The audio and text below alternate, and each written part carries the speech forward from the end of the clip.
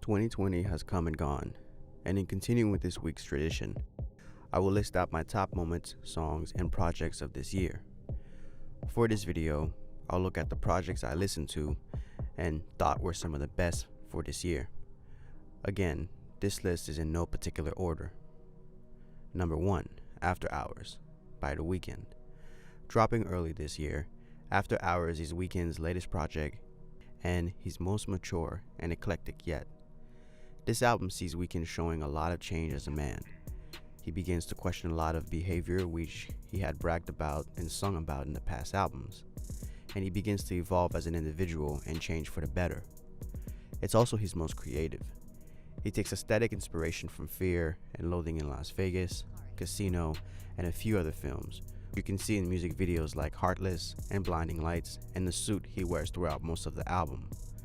The instrumentals in here range from trap to 80s style synthwave and more. He does a lot of what he's done on other albums, but once again steps up the quality and the creativity in which he presents it to the audience and listener. Some great songs in here are Alone Again, Too Late, Heartless, Blinding Lights, and Save Your Tears. Number 2, Man on the Moon 3 by Kid Cudi. Long awaited by fans, Man on the Moon 3 is Kid Cudi's new release in a long-going series, which is the Man on the Moon series. On this album, Cudi continues to talk about many of the issues he talked about on previous albums. Depression, overall mental illness, troubles, and demons which have haunted him in the past show up on this album as well. Cudi uses similar sounds and beat selections that we're used to him using, as well as having new, more modern production. Songs like Show Out and Tequila Shots are a few examples. Lord I Know is another standout on this album. Number 3, No Pressure by Logic. Following years of bad album releases, bad press, and a toxic relationship with the industry and its audience, Logic announced this year that he would retire, and No Pressure is Logic's farewell album. Unlike his previous releases, Logic doesn't try to please anybody, and that factor alone gives him the freedom, which is a sense that is oozed throughout the album and makes it better for it, to make a record uncompromised, focused, and overall an enjoyable listen. On this album, Logic seems to go back to his roots, back to what he used to provide in his mixtape days, and really show out with a lot of creative, witty, and clever bars, and some pretty dope wordplay as well. The instrumentals on this album are top notch as well, and overall Logic does a pretty good job of providing a great farewell. Number 4, Savage Mode 2 by 21 Savage and Metro Boomin. The newest release in collaboration between 21 Savage and Metro Boomin.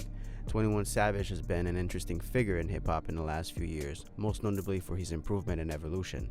His music has evolved and gotten better as well, but 21 Savage's character growth has been an inspiration for a lot of people.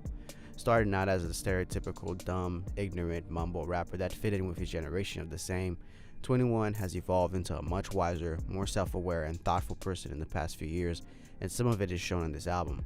Of course, there are plenty of juvenile lyrics on here as well, but overall he's become a better person, at least outside of what he says in his music.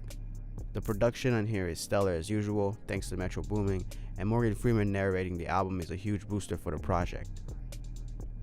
Number 5, Heaven or Hell. The debut project by Travis Scott affiliate Don Toliver. This project exposes us for the first time to Don Toliver in his full light, not just as a feature in some song. Although he has a lot of room to grow, and some may accuse him of sounding too much like Travis Scott, he does show lots of potential, and he puts together a lot of great songs. The whole feeling of the album is romantic, magical, fantasy-like even, soothing, and hyped. Standout tracks are No Idea, Heaven or Hell, Can't Feel My Legs, Cardigan, and Wasted. Overall, a great drop for a new artist. What albums did y'all enjoy the most this year? Let me know what you thought were top 5 of the year down below in the comments. Thanks and peace. Thanks so much for watching this video. If you enjoyed it, please leave a like, comment, and subscribe for more content and analyses just like this. Be safe, loving, and prosperous. Peace.